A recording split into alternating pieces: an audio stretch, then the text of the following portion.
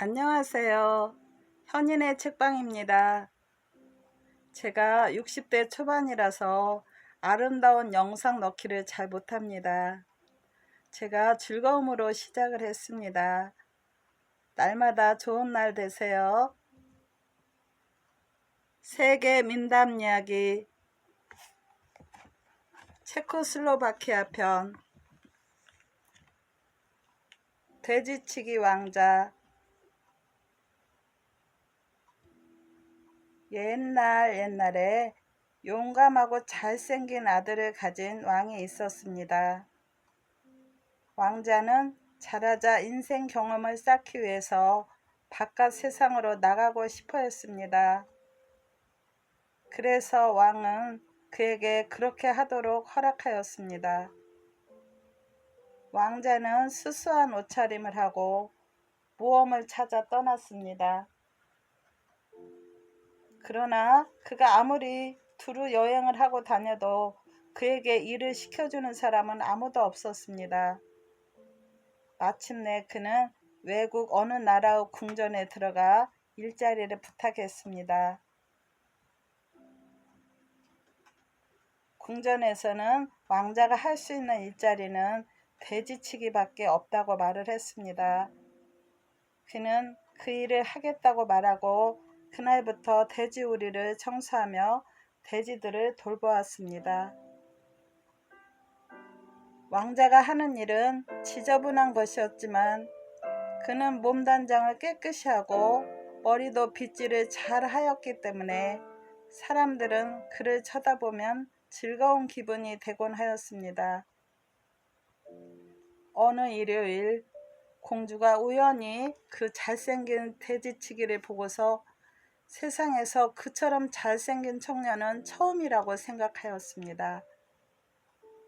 그때부터 공주는 결핍하면 뜰로 나갈 핑계를 찾아서 한두 번 돼지우리에 오기까지 하였습니다. 그녀는 왕자가 그런 천한 일을 해야 하는 게 안타까워서 왕에게 그를 하인으로 삼도록 부탁하였습니다. 왕은 그 잘생긴 청년이 일을 얼마나 잘하는지를 눈여겨보고 나서 기꺼이 딸의 부탁을 들어주었습니다. 그러나 오래 지나지 않아서 공주는 다시 왕에게 왕자를 좀 더 높은 지위의 사무관으로 삼도록 간곡하게 부탁하였습니다.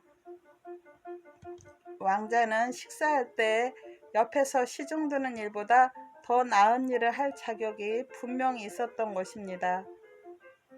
왕은 한 번 더 딸의 청을 들어주었습니다.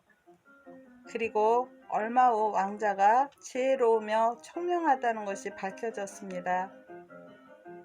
그 후 곧 공주는 아버지에게 그 젊은 사무관을 왕의 고문으로 삼도록 간청하였어요. 왕은 딸의 청을 거절하고 싶지 않았던 터라 왕자를 자기의 고문관으로 앉혔습니다. 그리고 왕자가 믿음직스러우며 현명한 사람이란 것이 알려졌습니다. 그렇지만 여기서 이야기가 끝나는 게 아니었어요. 왜냐하면 공주가 또다시 아버지에게 그 젊은 고문관을 자기의 남편으로 삼고 싶다고 수줍어하며 말했기 때문이에요. 왕은 곧 대답하진 않았지만 좀 생각해 보겠노라고 약속했습니다. 그리고 공주가 파리한 모습으로 궁전 안을 이리저리 기운 없이 돌아다니는 것을 본 왕은 드디어 고집을 꺾고 결혼잔치를 준비하라는 명령을 내렸습니다. 왕자는 공주와 행복하게 살았지만 공주나 그 외의 다른 사람에게 자기의 신분을 말하지 않았어요. 점점 시간이 흐르자 공주는 왕자가 이전에 돼지치기였으며 오로지 자기 덕분에 높은 신분에 올랐다는 것을 일깨워주기 시작하였습니다.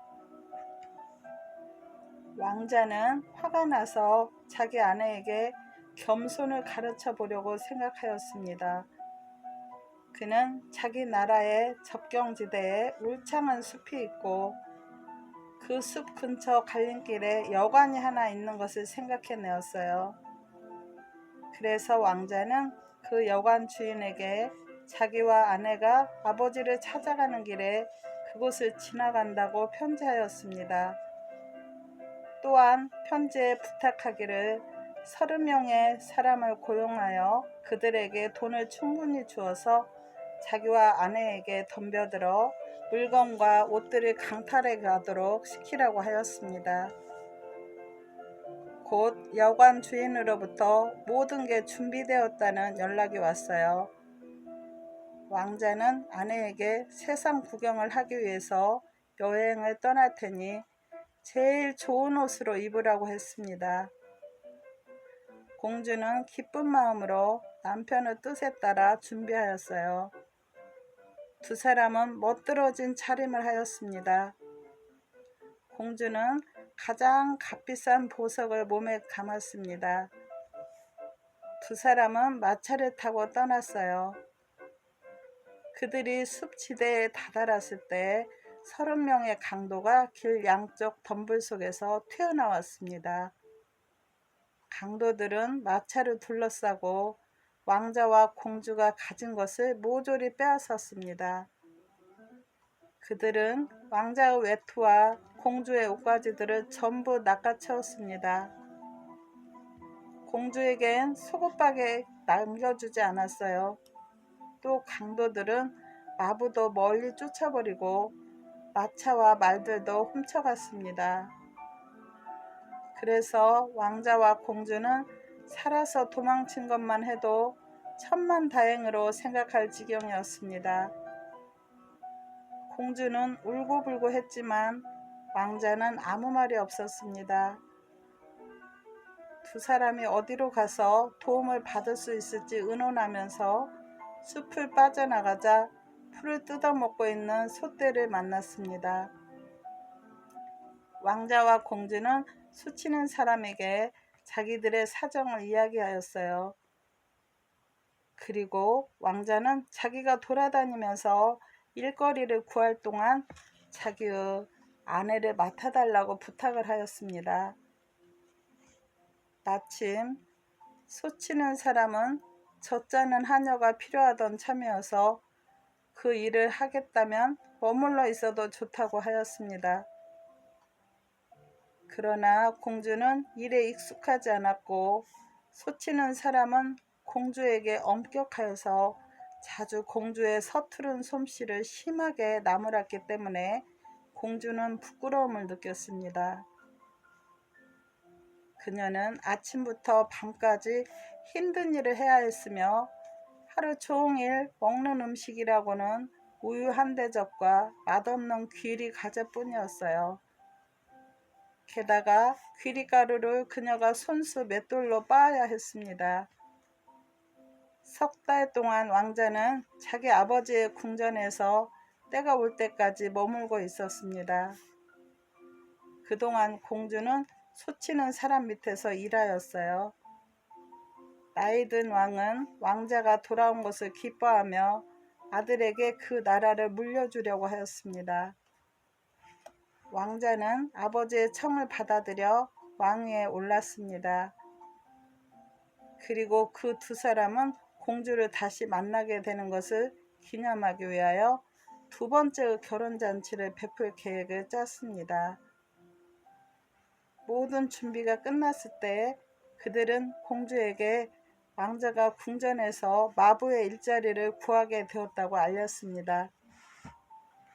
왕자는 또한 공주를 위하여 설거지하는 일자리도 마련해 놓았으니 자기의 친구인 마부 한 사람을 보낼 테니 함께 오라고도 하였습니다.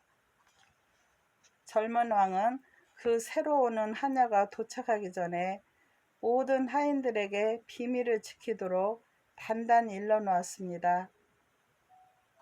또한 자기의 지시대로 그녀를 대할 것을 명령하였습니다. 공주가 궁전에 도착하자 그녀의 남편은 마부의 옷차림으로 아내를 맞았습니다. 그는 공주에게 마구들을 보여주며 자기가 맡은 일을 설명해 주었어요. 그런 다음 결혼잔치가 궁전에서 벌어질 터이므로 공주가 잔치에 쓸 그릇뜻을 씻어야 한다고 일렀습니다. 귀한 손님들이 많이 오시고 좋은 음식과 술도 많이 대접하게 될 것이오. 당신이 접시들을 씻게 되니까 우리 두 사람이 먹고 살 수 있도록 그 접시들을 잘 보아요. 접시에 맛있는 음식이 남아있을 테니까 우리 두 사람이 멋진 잔치를 벌이기에 충분할 거요. 당신은 영리하니까 허리에 조그만 항아리를 차고 있다가 음식 남은 것을 모두 거기에 떨어뜨려 넣으리라 짐작되오. 모든 것이 왕이 지시한 대로 준비되었습니다. 많은 귀한 손님들이 모여들어 화려하게 잔치가 베풀어졌습니다. 신사숙녀들이 즐기는 사이에 악대가 음악을 연주하였어요. 왕의 젊은 아내는 연회장에서부터 날라져 오는 산더미 같은 그릇들을 씻느라고 몹시 바빴습니다. 그녀는 나중에 자기와 남편만이 조용히 잔치를 베풀려고 허리에 찬 조그만 항아리에다 남은 음식들을 모아 넣었습니다. 식사가 끝나고 이제 춤이 시작되었어요. 왕은 궁전에서 일하는 모든 하인들에게 무도장에 참가하도록 명령하였습니다. 하인들은 기다렸다는 듯 무도장에 들어와 즐겁게 빙 둘러섰습니다. 그리고 금방 손에 손을 잡고 음악 소리에 맞추어 춤을 추었어요. 그러나 단 한 사람이 보이지 않았는데 그는 바로 부엌에서 여전히 바쁘게 그릇들을 씻고 있는 공주였습니다. 왕이 그녀에게 사람을 보내었지만 그녀는 자기의 일을 쉬기를 꺼려했으며 또한 즐겁게 노는데 함께 끼어들고 싶어 하지도 않았습니다. 그래서 왕은 억지로 공주를 데리고 오라는 명령을 내렸어요. 공주는 허리에 항아리를 찬 채로 춤을 추지 않으면 안 되었습니다. 그러다가 그만 항아리가 땅바닥에 떨어져 마룻바닥에 음식 찌꺼기가 흩어져 버렸습니다. 공주는 부끄러워 얼굴을 붉히고 쫓겨날까봐 무서워서 울음을 터뜨렸습니다. 그러나 다른 하인들이 재빨리 마룻바닥을 닦아내고 공주를 옆방으로 조용히 데리고 갔습니다. 거기에는 여자 손님들의 시중을 드는 하녀들이 기다리고 있었어요. 하녀들이 공주의 몸을 씻기고 머리를 빗긴 다음 강도들이 마차를 덮쳤을 당시에 공주가 입고 있었던 바로 그 훌륭한 옷을 입혔습니다. 그런 다음 공주가 운명적인 그 여행을 떠날 때 단장하고 있었던 보석들로 그녀를 장식시켰습니다. 너무 놀란 공주는 제발 어떻게 된 영문인지를 말해달라고 하녀들에게 애걸하였지만 그녀들은 웃기만 하고 기다리면 알게 되리라고 말했습니다. 마지막으로 하녀들은 공주 머리에 신부가 쓰는 너울을 씌우고 그녀를 왕자 오른편으로 데리고 갔습니다. 공주는 정신이 너무 얼떨떨해져서 꿈속을 걷는 걸음을 내디뎠습니다. 마침내 그녀가 눈을 들어보니 자기의 남편이 왕자에 앉아있지 않겠습니까? 그녀는 그만 눈물을 주르르 흘렸습니다. 왕은 두 팔로 그녀를 안아서 자기 옆에 앉히면서 말했습니다. 나는 세상에 나가서 굳은 일과 좋은 일 모두 경험하였소. 그래서 나는 당신 역시 힘든 일도 해보고 비천한 사람들을 만나 가난도 겪기를 바랐던 것이오. 당신은 나를 단지 돼지치기로만 알았지만 지금 내가 당신과 같은 신분인 것을 당신은 깨달았을 테죠. 여보, 우리 새 출발을 하여서 우리의 왕국을 함께 잘 다스립시다. 그런 후 왕은 30일 동안 결혼잔치를 열도록 지시를 내렸습니다. 나라 안의 모든 백성들도 잔치에 참석하여서 크게 즐거워하였습니다.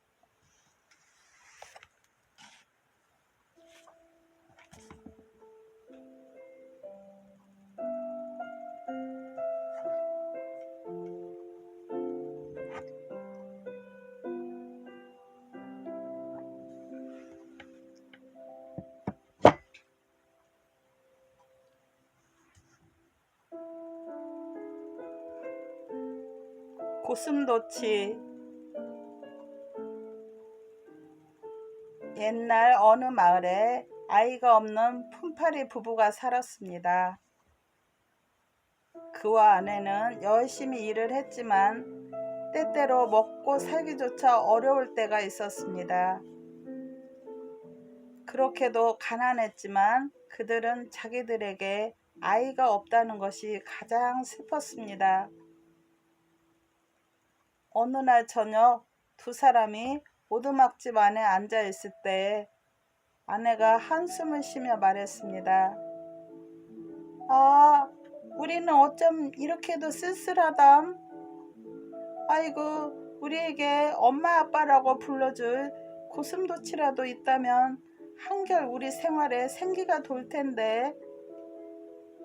여보, 무슨 그런 소리를 다 하오? 당신 정말 나를 놀라게 하고 내 가슴을 섬찟하게 하는구려. 그러나 아내는 이렇게 똑같은 말을 할 뿐이었습니다. 난 내가 무슨 말을 하는지 알고 있답니다. 고슴도치라도 있으면 없는 것보다 나을 거예요. 아침에 그들이 잠을 깨자 무엇이 난로를 극적거리는 소리가 들렸습니다. 두 사람이 고개를 돌려보니 거기에 고슴도치 한 마리가 있었습니다. 아내가 그곳을 들여다보자 고슴도치가 엄마 하고 불렀습니다. 자, 당신이 저지른 짓 좀 보오. 남편이 화가 나서 소리 질렀습니다. 당신의 고슴도치를 부디 잘 살펴주구려. 난 손 하나 까딱 안 할 테니까. 부인은 너무나 어리둥절하여 어쩔 줄 몰랐습니다. 그러나 고슴도치는 다시 짓거렸어요. 아, 엄마, 막대기하고 끈을 갖다 주세요. 제가 양을 데리고 나가서 풀을 뜯어먹게 할게요. 아내는 뛰어가서 고슴도치가 달라고 한 것을 가져다 주었습니다. 그녀는 개도 함께 데리고 가라고 일렀어요. 고슴도치는 한쪽 앞발로 막대기를 찾고 다른 쪽 앞발로는 끈을 쥐었습니다. 그는 휘파람으로 개를 불러서 양떼를 몰고 가기 시작하였습니다. 고슴도치는 속이 움푹 패인 떡갈나무가 있는 데까지 오자 그 안으로 기어 들어갔습니다. 여기에 내가 1년 하루 동안 있을 거야. 저 양들도 여기에 함께 있을 테고. 여름이 다 갈 때까지 양들은 나무 주위를 돌면서 풀을 뜯어 먹었으며 그 해가 다 가기 전에 양들은 전보다 2배로 불어났습니다. 한편 그곳을 다스리던 왕이 숲속에서 길을 잃고 헤매게 다녔습니다. 그러다가 그 속이 텅 빈 떡갈나무에게까지 왔습니다. 거기에는 고슴도치가 있기 위해 앉아있고 개는 양떼를 지키고 있었습니다. 조용히 풀을 뜯는 양떼를 본 왕은 기운이 났어요.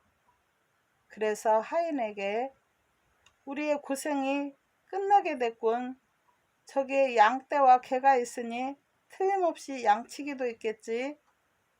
저 움푹 패인 떡갈나무 근처에 가서 양치기를 찾아보게나. 하인이 와서 보아도 아무도 없었으므로 그는 되돌아가 주인에게 말했습니다. 폐하, 고슴도치가 한 마리 거기에 앉아있을 뿐 양치기는 보이지 않습니다. 그러면 돌아가서 그 고슴도치에게 말해보게나.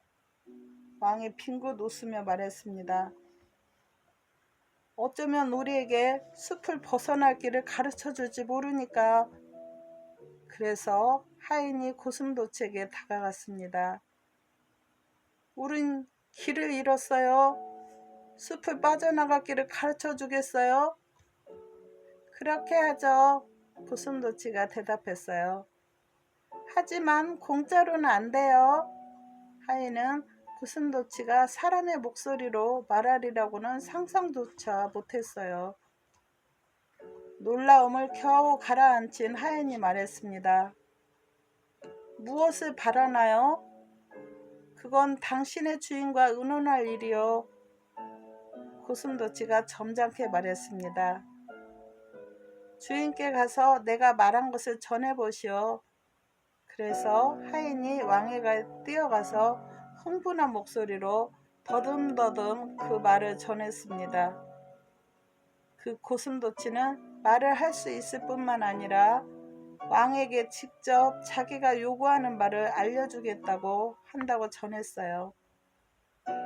왕도 하인만큼이나 놀랐지만 떡갈나무를 향해 걸어갔습니다. 나는 이곳의 왕이다. 내가 나를 안내하여 숲에서 나가게 해준다면 너에게 충분히 보상하리라. 만약 폐하께서 따님 중에 한 분을 제 신부로 주신다면 제가 폐하의 말씀대로 하겠습니다. 고슴도치가 대답했습니다. 왕은 호주머니에서 금이 든 주머니를 꺼내어 고슴도치에게 돈을 건네주었지만 고슴도치는 돈은 아랑곳하지 않고 계속 그 주장만 하였어요. 해가 서산으로 지고 있었습니다.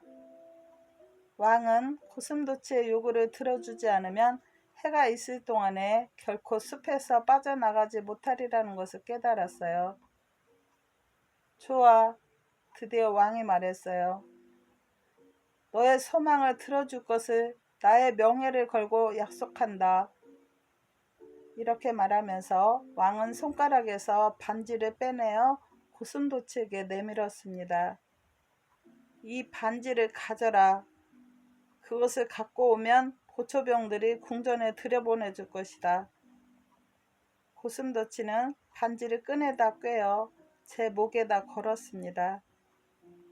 그런 다음 막대기와 끈을 집어들고 왕과 신하들을 안내하여 궁전으로 갈 수 있는 길까지 데려다 주었습니다.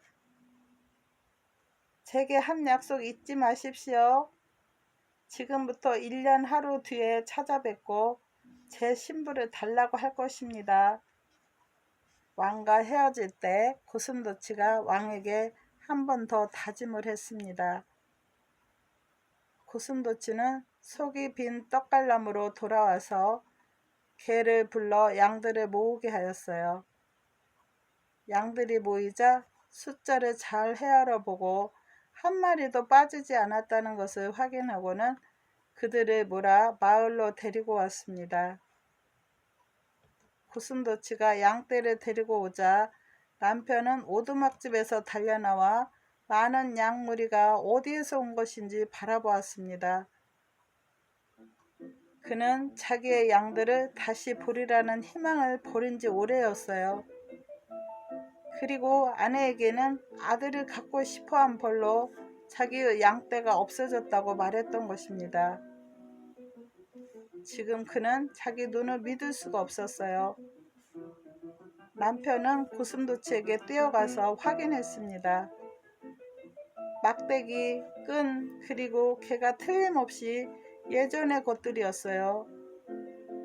아이고, 난 너와 양들을 모두 다시 못 볼 줄 알았다. 그런데 너가 이렇게 돌아왔구나. 양들을 2배나 늘려서 넌 장한 내 아들 노릇을 했다. 안으로 들어와서 쉬려무나. 고슴도치는 오두막집에 들어가 막대기와 끈을 벽에다 걸었습니다. 그런 다음 그가 난로가에 앉아 있으려니 아내가 우유 한 대접을 가져다 주었습니다. 고슴도치는 우유를 말끔히 핥아먹고 나서 잿더미 속에 몸을 공처럼 돌돌 말아넣고 잠들었습니다. 남편은 밖으로 나가 양들을 살펴보고 기분이 좋았습니다. 모두 큼직하고 튼튼한 곳이었어요. 그는 안으로 들어가서 아내에게 말했습니다. 나는 고슴도치가 우리에게 불행을 가져다 줄까 싶어서 두려워했었어. 그런데 지금 나는 그 애가 우리에게 행운을 가져다 주었다고 인정하지 않을 수가 없구려. 고슴도치는 오두막집 안에 살면서 사람 못지않게 일을 했습니다. 품팔이 남편은 고슴도치를 아들처럼 대했어요. 아내는 웃으며 남편에게 말했습니다. 당신은 내가 고슴도치라도 아무것도 없는 것보다 낫다고 했던 말이 옳았다는 걸 인정해야 해요. 정말 그렇소. 나는 오로지 지금의 우리 형편이 잘 못 바뀌어지지 않기만을 바라오. 그 해가 다 갈 무렵 고슴도치는 왕이 준 반지를 꺼내어 목에다 걸었습니다. 그런 후 품팔이 아버지를 향해 말했어요. 아버님, 제가 탈 수 있도록 큼직하고 붉은 수탉 위에다 안장을 얹어 주십시오. 신부를 데리러 가야겠습니다. 남편은 어안이 봉봉하였습니다. 그러나 아내가 웃으며 말했어요. 좀 기다리려무나. 얘야, 우리가 나가서 수탉을 데리고 오마. 그런데 어떻게 안장을 달지? 부리에다 제갈만 물리세요.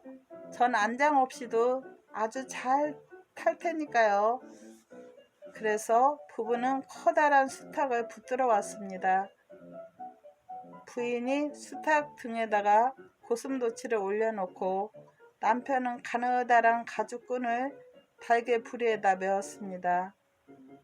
이 가죽끈을 고슴도치는 이빨 사이에 물었어요. 그런 후 고슴도치는 뒷다리를 수탉 옆구리에 쑤셔놓고 길을 떠났습니다. 어찌나 빨리 달리는지 그들 뒤에서 뽀얀 먼지가 일어났습니다. 부부는 길까지 뛰어나가서 고슴도치에게 잘 다녀오라고 크게 외쳤습니다. 수탉은 마치 여우에게 쫓기듯 달리다가 지치게 되면 날개로 날았습니다. 그래서 얼마 후 그들은 궁전에 닿았어요. 고슴도치가 반지를 파수병들에게 보여주었더니 곧 안으로 들어가게 해주었습니다. 3명의 공주가 창문으로 내다보고 있다가 고슴도치가 닭 위에 타고서 앞마당으로 날아 들어오는 것을 보더니 웃음을 터뜨렸습니다.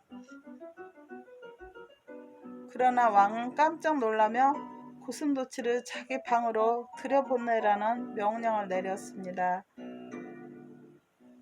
고슴도치가 문 안으로 들어와서 그대로 수탉 위에 앉은 채 정중히 인사하면서 반지를 가리켰습니다. 폐하, 1년 하루가 끝났습니다. 그래서 제 신부를 찾으러 왔습니다. 왕은 긴 한숨을 내쉬었습니다. 그는 고슴도치가 나타나지 않기를 바랐지만 이제 그 기도가 소용없게 되었어요. 왕은 여하튼 간에 약속을 지켜야 하는 것이었습니다. 그는 차마 내키지 않는 마음으로 고슴도치를 훌깃 보고 나서 귀여운 새 딸을 불렀습니다. 공주들은 서로 웃고 얘기하면서 들어왔어요. 다만 막내 공주만이 침울하였습니다. 왕이 공경에 처하여서 괴로워하고 있음을 금방 눈치챘기 때문이에요. 사랑하는 나의 딸들아, 1년 전 나는 어떤 깊은 숲속에서 길을 잃어버렸단다. 그때 여기에 있는 고슴도치가 안내해주지 않았더라면 난 아마 숲속에서 죽었을 것이다. 어쨌든 나는 너희 중에 한 사람을 신부로 주겠다는 약속을 그에게 하지 않을 수가 없었단다. 너희들은 내가 왕으로서 약속한 것을 돌이킬 수 없다는 것을 알 것이다. 그러니 너희들 중에 누가 나를 도와주겠니? 공주들은 왕의 말이 정말인지 알아보려고 그를 빤히 쳐다보았습니다. 그들은 왕의 얼굴이 너무 엄숙하여 농담을 하고 있는 것이 아님을 알았어요. 맏딸은 너무 화가 나서 얼굴이 파랗게 되어 이렇게 소리 질렀습니다. 이런 징그러운 것을 남편으로 삼느니 차라리 창밖으로 뛰어내리겠어요. 저는 남편으로 고슴도치를 택하여 무사람들의 웃음거리가 되느니 우물 속에 뛰어들겠어요. 하고 둘째 딸도 큰 소리로 말했어요. 너는 어떠냐? 왕이 막내딸에게 물었습니다. 아버님, 만약 아버님께서 약속하셨다면 제가 고슴도치와 결혼하겠습니다. 눈물을 흘리며 막내딸은 마치 작별 인사나 하듯 왕을 껴안았습니다. 다음 날에 있을 결혼잔치를 준비하라고 지시하면서 왕은 눈물을 글썽였습니다. 고슴도치는 자기의 신부가 몹시 마음에 들었어요. 공주는 눈을 내리뜨고 곁눈질로 그를 훔쳐보았습니다. 그러나 고슴도치가 공주에게 다가가기만 하면 그녀는 몸을 도사리고 울면서 자기 방으로 도망가 버렸습니다. 아침에 막내 공주가 고슴도치와 결혼하리라는 소문이 곧 퍼졌어요. 어떤 사람들은 그녀를 동정하였고 또 어떤 사람들은 그녀를 조롱하였습니다. 특히 두 언니들이 말했어요. 우리가 신랑이라고 부르랴? 그들은 막내 동생을 놀렸습니다. 신랑이라고 불러줘야 고슴도치에게 입맞추어 주지. 가련한 처녀는 그래도 상관하지 않고 구석에서 조용히 울기만 하였습니다. 다음 날 결혼식 때 신부는 울어서 얼굴이 창백하였고 눈도 빨개졌습니다. 또한 언니들의 냉대 때문에 더욱 슬펐습니다. 결혼식이 끝나자 고슴도치는 신부를 데리고 오두막집으로 되돌아가고 싶어 했습니다만 왕은 그에게 궁전에 머물라고 권했습니다. 공주가 오두막집에서 무엇을 하겠나? 왕이 물었어요. 자네는 곧 여기에서 우리와 함께 사는데 길들여질 것에. 그날 밤 고슴도치는 자기의 신부가 얼마나 슬퍼하는지 알아보았습니다. 여보, 여기 이 칼로 내 가슴을 찌르오. 갑자기 고슴도치가 말했어요. 처음에 착한 공주는 그 말을 듣지 않았습니다. 그러나 고슴도치가 너무나 간절하게 부탁하는 바람에 시킨 대로 하였어요. 그러자 고슴도치의 모습이 사라지고 공주 앞에 잘생긴 젊은 왕자가 나타났습니다. 왕자는 공주를 껴안고 자기를 고슴도치로 만들었던 마법에서 풀려나도록 해준 것을 깊이 감사했습니다. 나는 왕자였었어. 그런데 어떤 마법사가 나에게 마술을 걸었죠. 우리 당신의 아버님께 가서 말씀드립시다. 왕은 이 소식을 듣고 기뻐 어쩔 줄 몰라 했습니다. 얘야, 내가 나를 위해서 희생하려고 한 그 마음이 지금 상받는 것이구나. 왕이 딸에게 말했어요. 왕은 행복한 신랑 신부를 축하하여 큰 잔치를 베풀었습니다. 공주의 두 언니들은 질투에 불타올라 그 잔치에 나오지도 않고 그 뒤 곧 궁전을 떠나서 다시는 돌아오지 않았습니다. 잔치와 즐거운 놀이가 모두 끝난 뒤 왕자와 공주는 함께 오두막집으로 갔습니다. 그들은 늙은 부부를 궁전으로 모시고 와서 평화롭고 행복하게 살았습니다.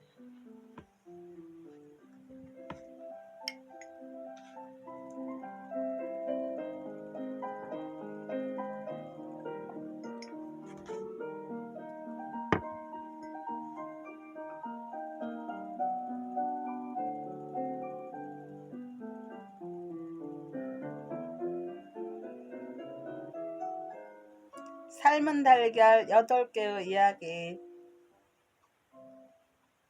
옛날 어떤 가난한 목수가 길바닥에 오랫동안 서 있는 바람에 너무 지쳐서 더 버티고 있을 수가 없게 되었습니다. 하는 수 없이 여관에 들어가서 맥주 얼마큼과 빵 4분의 1덩이 그리고 치즈를 조금 시켰습니다. 그것들이 목수 앞에 놓여지자 목수는 여관 주인에게 달걀 8개를 푹 삶아서 갖다 달라고 했습니다. 여관 주인이 달걀 삶는 것을 가져왔습니다. 목수가 먹고 마신 뒤 돈을 꺼내려고 호주머니를 뒤졌더니 음식값을 치렀더니 한 푼도 없어 깜짝 놀랐습니다. 그런데 빵과 치즈 그리고 맥주는 이미 뱃속으로 들어간 후였어요. 그는 호주머니에 달걀을 숨겨놓고 여관 주인이 돌아오기 전에 창문으로 도망쳤습니다. 여관 주인이 돌아와서 속았다는 것을 알았을 때는 화가 났지만 시간이 지남에 따라 그 일을 잊었습니다. 그 후 20년쯤 지나서 훌륭한 마차가 한 대 그 여관 앞에 멈추더니 한 부자 상인이 그 안으로 들어왔습니다. 그리고 맥주 얼마큼과 빵 4분의 1덩이와 그리고 치즈를 좀 시키면서 달걀 8개도 푹 삶아달라고 하였습니다. 여관 주인은 좀 더 비싼 것을 돈 많은 상인에게 팔고 싶어서 닭 구이를 먹도록 권했습니다. 그러나 상인은 거절했어요. 식사를 마치고 나그네는 여관 주인에게 얼마를 지불해야 되는지 물었습니다.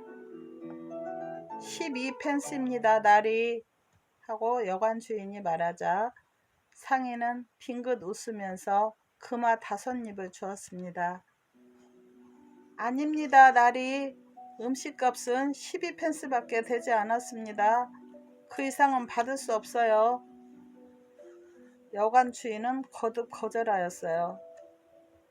돈을 받으시오. 손님이 말했습니다. 나는 지금 먹은 음식 값만으로 돈을 드리고 있는 게 아닙니다. 20년 전쯤 어떤 젊은 목수가 밥을 먹고 나서 돈을 내지 않고 떠나버린 것을 지금 갖고 있는 것입니다. 여관 주인은 그 신사에게 옛날의 목수에 대해서 좀 더 자세히 이야기해 주지 않으면 돈을 받지 않겠다고 단호하게 보태었습니다. 꼭 당신이 알아야 되겠다면 말씀드리겠습니다. 내가 그 목수입니다. 상인이 미소를 지으며 마침내 말했어요. 잠자코 있던 여관 주인이 달라진 목소리로 말을 꺼냈습니다. 이것 보시오, 나리. 나는 값을 계산하는 식이 달라요. 당신이 가져간 8개의 달걀이 만약 알을 깠다면 닭들이 해마다 불어났을 것이오. 맙소사, 20년이 넘었다면 나는 굉장한 달걀들과 닭들을 가졌을 테고 그래서 지금의 당신만큼이나 돈이 많아졌을 것이오. 처음에 상인은 농담으로 알았으나 여관 주인은 진담으로 한 것이었습니다. 바로 그 다음날 여관 주인이 법정에 고소를 하였습니다. 2주일이 지나지 않아 상인은 고소장을 받았습니다. 상인은 소송사건에 말려든 것이 괴로워 자기 사업에 대해서도 몹시 지쳐 있었습니다. 그 상인 밑에서 오랫동안 일해온 견습생이 있었어요. 그는 공정한 마음을 가진 정직한 사람이었는데 자기의 주인이 매우 우울해 있는 것을 눈치채고 이유를 물었습니다. 그래서 상인은 자기의 지난 얘기를 다 들려주었어요. 걱정 마십시오, 주인님. 주인님께선 다만 저를 변호사로 위임하셨다고 법정에 알리십시오. 그러시면 그 여관 주인이 주장한 것이 아무 소용없게 되는 것을 보시게 될 것입니다.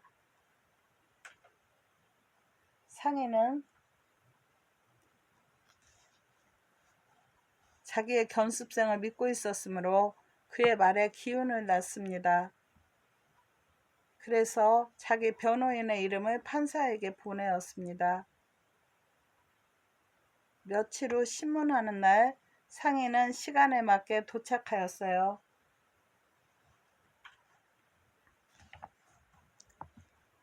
여관 주인은 이미 자기의 변호인과 함께 와 있었습니다.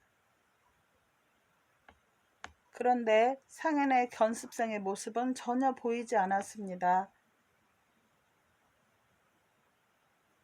상인은 판사에게 자기의 변호인이 늦는 것 같았으므로 잠시 기다려 달라고 요청했습니다. 판사는 그의 요청을 받아들여 기다렸지만 1시간도 지나도 견습생은 나타나지 않았어요. 막 상인이 단념하려는 순간에 견습생이 들어와서 거리낌 없는 태도로 말했습니다. 신사 여러분, 저를 여러분의 처분에 맡기겠습니다. 당신은 누구이며 무엇을 원하오? 하고 판사가 날카롭게 물었어요. 상인은 그 사람이 자기의 변호인이라고 설명하였습니다. 왜 당신은 시간에 맞춰 나타나지 않았어? 판사가 매섭게 따졌어요. 우리는 당신을 1시간 동안이나 기다렸단 말이오. 죄송합니다, 판사님. 견습생이 대답했습니다. 사정이 있어서 일찍 올 수가 없었습니다. 아시겠지만 제 형님이 밭을 갖고 계시죠. 그런데 거기에다 완두콩을 심으려 해서요. 그래서 제가 주인님의 곡식 창고에서 완두콩을 한 자루 가져다 형님께 드렸답니다. 여러분들께선 완두콩 한 솥을 삶아 밭에 뿌릴 수 있을 만큼 잘 식히려면 시간이 얼마나 오래 걸리는지 알고 계시지 않습니까? 그래도 이젠 됐습니다. 씨 뿌리는 일이 끝나서 완두콩은 흙 속에 심어져 있거든요. 원 이런 엉터리 얘기가 있나? 삶은 완두콩을 밭에 뿌렸다는 말을 들어보지도 못했어. 판사가 외쳤습니다. 만약 푹 삶은 달걀이 병아리를 깔 수 있다면 삶은 완두콩쯤이야 싹이 날 수 있지 않겠습니까? 견습생은 조용히 말하고 자리에 앉았습니다.